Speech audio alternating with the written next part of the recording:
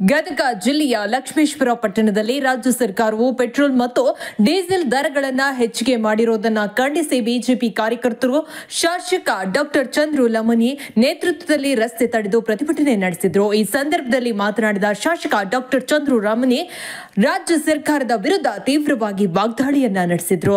ಕಾಂಗ್ರೆಸ್ ಸರ್ಕಾರ ಆಡಳಿತಕ್ಕೆ ಬಂದು 1 ವರ್ಷವಾದರೂ ಇಂದಿಗೂ ಸಹ ಯಾವುದೇ ಅಭಿವೃದ್ಧಿ ಕೆಲಸಗಳು ಆಗ್ತಿಲ್ಲ.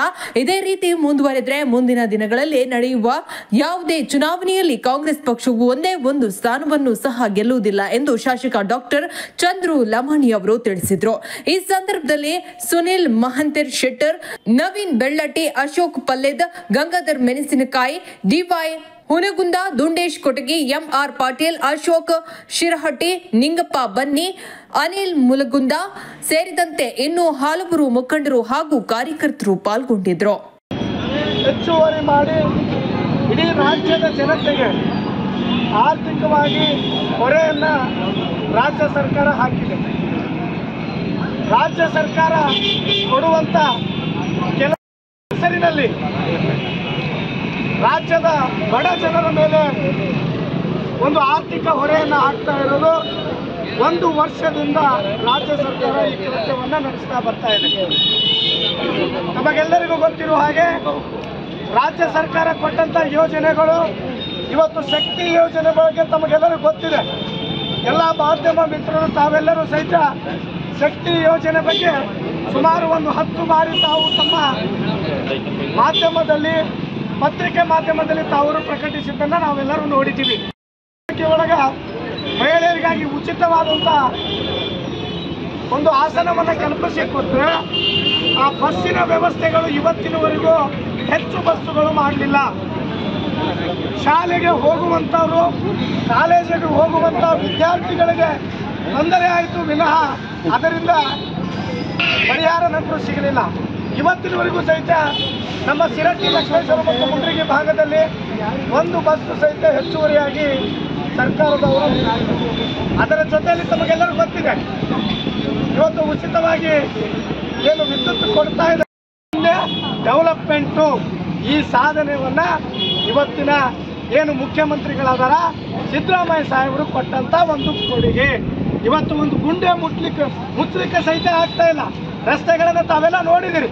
ಇವತ್ತು ನಮ್ಮ ಕ್ಷೇತ್ರದ ರಸ್ತೆಗಳು ಹೇಗಿದಾವು, ಏನು ನಡೀತಾ ಇದೆ, ಇವತ್ತು ಹಾಸ್ಟೆಲ್ಗಳ ವ್ಯವಸ್ಥೆಗಳು ಯಾವ ಥರ ಇದಾವು, ಇವತ್ತು ಬೇರೆ ಎಲ್ಲ ವ್ಯವಸ್ಥೆಗಳಲ್ಲಿಯೂ ಸಹಿತ ಇವತ್ತು ರಾಜ್ಯ ಸರ್ಕಾರ ಬಹಳಷ್ಟು ತೊಂದರೆಗಳನ್ನು ಕೊಡ್ತಾ ಇದ್ದಾರೆ, ಬಡವರಿಗೆ ಹೊರೆಯನ್ನು ಹಾಕ್ತಾ ಇದೆ. ನಮಗೆಲ್ಲರಿಗೂ ಇವತ್ತೆಲ್ಲ ರಾಜ್ಯ ಸರ್ಕಾರ ಜನರಿಗೆ ಆಲ್ರೆಡಿ ಮೊನ್ನೆ ನಡೆದಂಥ ಲೋಕಸಭಾ ಚುನಾವಣೆಯಲ್ಲಿ ಆಲ್ರೆಡಿ ಪಾಠವನ್ನು ಕಲಿಸಿದ್ದಾರೆ. 19 ಸೀಟುಗಳನ್ನು ಅಂದರೆ 17 ಇವತ್ತಿನ ಸರ್ಕಾರ ಇದನ್ನೇ ಮುಂದುವರೆದ್ರೆ ಮುಂದಿನ ದಿನಮಾನದಲ್ಲಿ ನಿಮ್ಮ ಕಾಂಗ್ರೆಸ್ ಸರ್ಕಾರದ ಒಂದು ಕಡೆನೂ ಸಹಿತ ನೀವು ವಿಧಾನಸಭೆ ಆಗಿರ್ಬೋದು, ಲೋಕಸಭೆಯಲ್ಲಿ 1 ಸೀಟು ಸಹಿತ ನಿಮ್ಮ ಕೈಯಲ್ಲಿ ಗೆಲ್ಲಲಿಕ್ಕಾಗಲ್ಲ. ತಾವು ಇದನ್ನು ಎಚ್ಚೆತ್ತುಕೊಂಡು ಮುಂದೆ ಬರುವಂಥ ದಿನದಲ್ಲಿ ಏನು ತಾವು ಬಡವರಿಗೆ ಹೊರೆಯನ್ನು ಹಾಕಿದ್ದೀರಿ ಅದನ್ನೆಲ್ಲವನ್ನು ಇಳಿಸಿ ರಾಜ್ಯದ ಜನತೆಗೆ ಒಳ್ಳೆಯದು ಮಾಡಬೇಕು. ಯಾಕಂದರೆ ತಮಗೆ ಅಧಿಕಾರವನ್ನು ಕೊಟ್ಟಿದ್ದಾರೆ. ಈ ಬಾರಿ ತಮಗೆ ಅಧಿಕಾರ ಕೊಟ್ಟು ಒಳ್ಳೆಯ ಒಂದು ಅಧಿಕಾರವನ್ನು ನಡೆಸ್ತಾರೆ.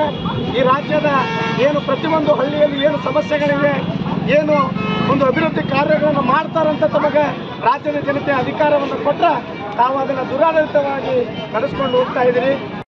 ಮತ್ತು ನಾವು ಸ್ಟ್ರೈಕ್ ಮಾಡೋ ಉದ್ದೇಶ ಎಲ್ಲ ಬರ್ತಿದ್ದೀವಿ. ಸಾಮಾನ್ಯ ಜನರು ಬದುಕೋದು ಹೆಂಗೆ ಅನ್ನೋದು ಇವತ್ತು ನಮ್ಮ ಕಾಂಗ್ರೆಸ್ ಸರ್ಕಾರ ತೋರಿಸ್ಕೊಡ್ತಾರೆ. ನೋಡಿ, ದಿನ ಬೆಳಗ್ಗೆ ಆಗುತ್ತೆ ಈರುಳ್ಳಿ, ಟೊಮಾಟೊ ಹಣ್ಣು 100 ರೂಪಾಯಿ ಟೊಮಾಟೊ ಹಣ್ಣು 50 ರೂಪಾಯಿ ಈರುಳ್ಳಿ ಐತಿ. ಎಂಥ ಸಾಮಾನ್ಯ ಬಡವರು ಇವತ್ತು ದಿನ ಬೆಳಗಾರ ಬೇಕಾದಂಥ ವಸ್ತು ಅಂಥ ಸರ್ಕಾರ ಇವತ್ತು ಆ ರೇಟ್ ಮಾಡಿದ್ದೈತಿ. ಜನ ಹೆಂಗೆ ಬದುಕಬೇಕನ್ನೋದು ನೀವು ವಿಚಾರ ಮಾಡಿರಿ. ಇವತ್ತು ಕಾಂಗ್ರೆಸ್ ಸರ್ಕಾರಕ್ಕೆ ಏನೇನಾಗೈತಿ ಎಲ್ಲ ಭಾಗ್ಯ ಕೊಟ್ಟು ಇವತ್ತು ಆರ್ಥಿಕ ಪರಿಸ್ಥಿತಿ ಎಲ್ಲಿ ತೊಗೊಂಬಂದ ಅನ್ನೋದು ನಿಮ್ಗೆಲ್ಲ ಜನಕ್ಕೂ ಗೊತ್ತಾಗಲಿ ಅಂತೇಳಿ ನಾವು ಇವತ್ತು ಇಲ್ಲಿ ಭಾರತೀಯ ಜನತಾ ಪಕ್ಷದವ್ರು ವಸ್ತು ಪೆಟ್ರೋಲ್ ಡೀಸೆಲ್ ಬೆಲೆ ಹೆಚ್ಚಿಗೆ ಮಾಡಿದಕ್ಕೆ ನಾವು ಕೈ ಕೊಡ್ತೀವಿ. ಇವತ್ತು ಪ್ರತಿಯೊಂದು ಲೀಟರ್ಗೆ 3 ರೂಪಾಯಿ ಹಾಗೂ 3 ರೂಪಾಯಿ ಹೆಚ್ಚಿನ ದರವನ್ನು ಏರಿಸಿ ಇವತ್ತು ಎಲ್ಲ ನಮ್ಮ ರೈತ ಬಾಂಧವರಿಗೆ ಇವತ್ತು ಆರ್ಥಿಕ ಹೊರೆಯನ್ನು ಹೊರಿಸ್ತಾ ಇದ್ದಾರೆ. ಇವತ್ತು ತಮ್ಮ ಭಾಗ್ಯಗಳನ್ನು ಕೊಡೋ ನಿಟ್ಟಿನಲ್ಲಿ ಇವತ್ತು ಭಾಗ್ಯಗಳನ್ನು ಕೊಡೋದಂದ್ರೆ ಏನು, ಎಲ್ಲ ಗಂಡ್ಮಕ್ಕಳ ಒಂದು ಕಿಸೆ ಕತ್ತರಿಯನ್ನು ಹಾಕ್ತಾ ಇದ್ದಾರೆ. ನಮಗೆಲ್ಲ ಗೊತ್ತಿದೆ. ಯಾಕಂದ್ರೆ ಈ ಕಡೆ ಗಂಡ್ಮಕ್ಳ ಕಿಸೆ ಕತ್ತರಿಯನ್ನು ಕತ್ತರಿಸಿ ಇವತ್ತು ಹೆಣ್ಮಕ್ಳು